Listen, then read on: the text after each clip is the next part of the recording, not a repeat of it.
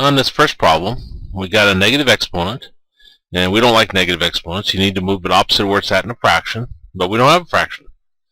So what we're going to do is we're going to put all of this over 1. You can always create a fraction by putting it over 1.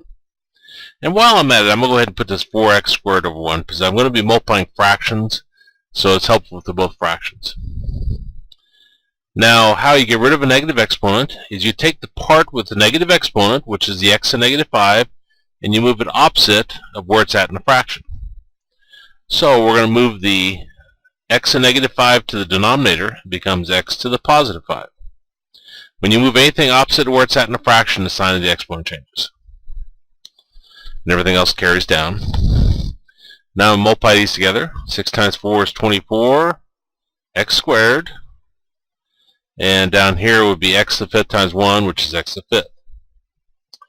Now if you have x to a power over x to a power, you subtract the smaller exponent from the larger one. So 5 minus 2 gives us 3. And you have x to this power where the larger exponent was, which was on the bottom. And notice the x squared and the x to the 5th both drop away.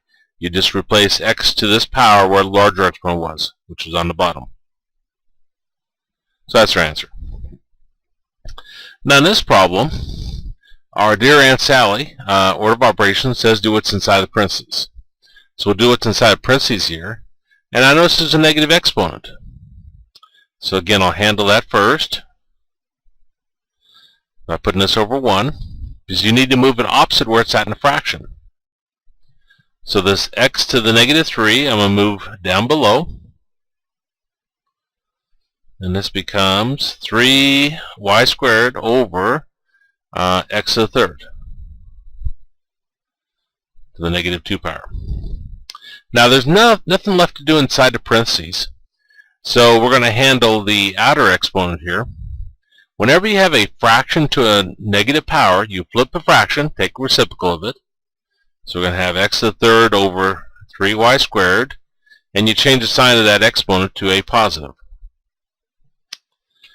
It should be called a distributive property of exponents, but if everything inside your parentheses is either a multiplication or division, and you're raising it to a power, you can take everything to that power. So we're going to take the x to the 3rd to the 2nd power, the 3 to the 2nd power, and the y squared to the 2nd power. That's going to give us x to the 3rd squared, 3 squared, and y to the 2nd power squared.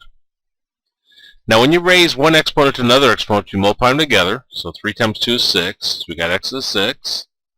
3 squared is 9. And y squared to the 2nd, again you multiply the exponents. 2 times 2 is 4. So we got y to the 4th. And that would be our answer.